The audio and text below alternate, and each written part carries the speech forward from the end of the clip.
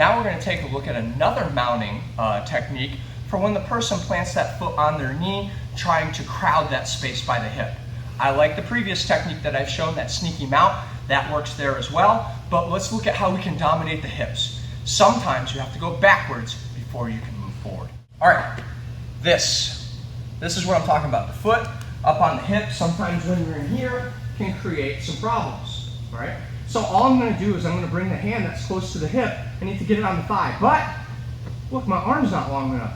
It's because I'm advanced past the hips. Now there are a lot of other things we can do. If we want to go to north-south, we want to dominate the arms, we can do those.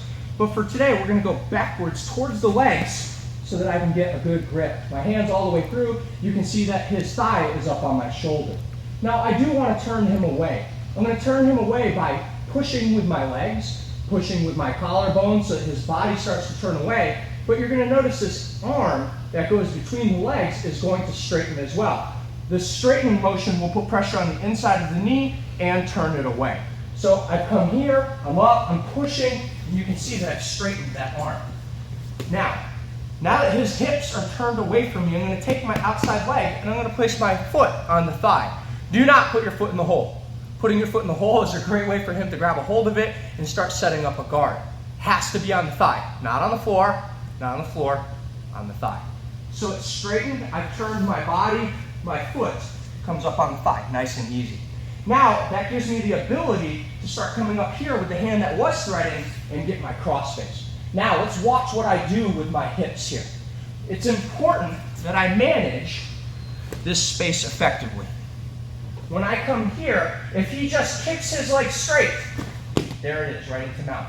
In the event that he knows what's up and he doesn't do that, I'm going to drop my knee into the pocket by the hip, and I'm going to let my ankle flare out here.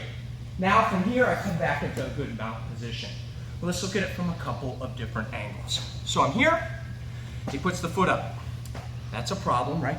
Nice side control. I'm going to move my body back while I thread the needle. I'm going to straighten as I push with my collarbone. He turns up on his side. Foot comes up onto the inside of the thigh. My outside hand comes in for the cross face. Turning my knee in, I flare my foot out, and then I come into a good mount position. Foot. I can't do it from up here in side control. Move my whole body down, turn him over, foot onto the thigh. Cross face, turn my knee in. You can step all the way to side control, or you can turn your knee in, flare, and end in side control again. Down, threading. Foot, if he pushes his leg straight, right into mount. If he doesn't push it straight into mount. Turn my outside knee in, flare my foot, come back into a good mount position. Threading the needle is a great option. I use it a lot, especially when people put that foot on the knee.